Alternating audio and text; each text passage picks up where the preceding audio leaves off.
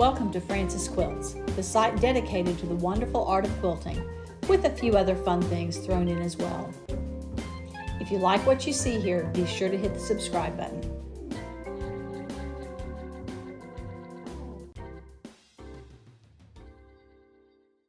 I've been having a wonderful time working on a charity quilt that I got from my guild, and just using it to practice working with rulers in my machine quilting. Today I've been playing with the ruler named Chevy by Angela Walters, and it has worked out really well and given me some very nice patterns. Let me show you what I have been working with. In particular, I have been using this ruler as a design for my sashing. I wanted something in there, but I didn't want to have to do a lot of marking, and I didn't want to spend a whole lot of time on it, so I decided to use the Chevy ruler. I've already done all of the sashing except for two little pieces of it, and I wanted to show you how I have been quilting that. If you look, the design comes up here and comes down to the corner. It makes a cross in that square, comes to the other side and crosses like this, and then makes another X in the square. I originally did all of the ones going across first, so now I'm ready to sew this last row right here. Before I started quilting, I did do just a minimal amount of marking, just simply coming along and marking the center point on each of these sashing pieces. Many of them were already marked because of the marking that I had done in these blocks on either side of the sashing, but I did just come in and put just some simple marks to tell me exactly where the center of that block is. So now let's go to the machine.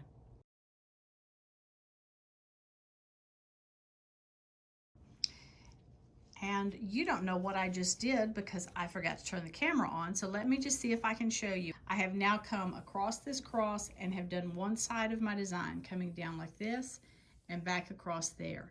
I have used the straight edge to put me in the ditch back to that corner, and now I'm ready to sew the other side, this time with the camera on. How I do this is I place my ruler flush up against the free motion foot.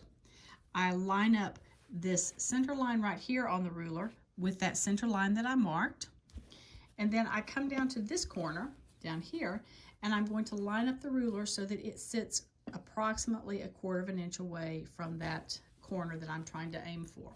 So let's get it all lined up on the mark, 1/4 inch on the mark, and I'm going to sew. Just following the edge of the ruler, keeping it butted up. Now my finger's getting in the way, so we'll move a little bit. I have to reposition with this ruler. When I get down to the second curve, it always feels weird to me that I don't have enough hands on the ruler at that point. So I will reposition and come back here, and I'm just going to follow it around to that corner.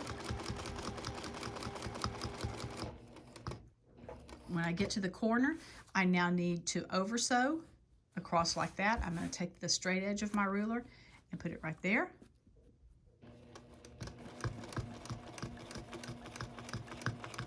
And again, that ruler's not doing a lot while I'm doing this, but it does give me a base to push up against, and it makes it feel a lot better.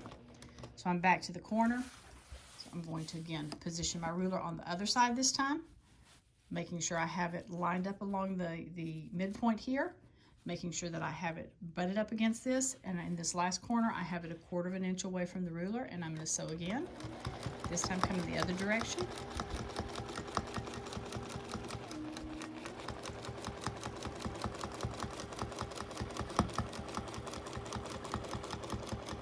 Again, when I get to that point, for me, I have to reposition. It's one thing that Angela Walters says is don't be afraid to stop and reposition. This is not something that you have to do all in one fell swoop. So now I'm back to my corner. If I wanted to keep going, if I hadn't already done these parts down next, I would come across here and then just work my way down, all the way down my border.